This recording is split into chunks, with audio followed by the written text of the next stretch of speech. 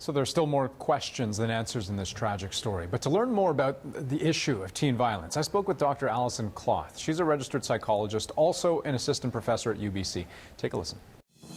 The youth don't always have the supports that they need in place to make positive life choices and to access help if they need it or support if they need it. So what came up for me is if there is youth-on-youth crime, youth-on-youth violence like this, there's something missing in the system or in the systems, either parenting or in the schools or in counseling and support that might address certain issues like substance abuse or substance use or bullying and or other mental health issues that might be of concern to the kids in need. You know, and we'll talk about the fix, as it were, in just a moment. But first I want to ask you, when it comes to youth violence or youth crime, in that moment where it's happening, I mean, how is the thought process of someone who's younger, so either a teenager or a young adult, how is that different than someone who's much older than that?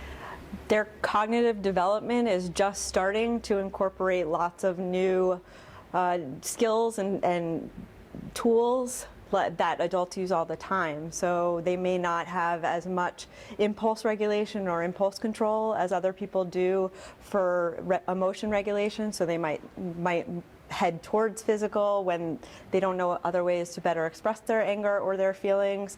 That may have something to do with it, but really their cognitive development isn't quite managing all of their new adult roles quite yet. When it does come to these instances of violence, you know, particularly when young people are involved, you know, anyone who may have a propensity for violence, what actually works when it comes to tackling and fixing that issue? I mean, because services exist. Yes. Is it that the services aren't being used? Is it that there aren't enough services available? I mean, what is the greater problem there? So, the greater problem, the services are usually the first on the chopping block in terms of budget cuts in education and in the community.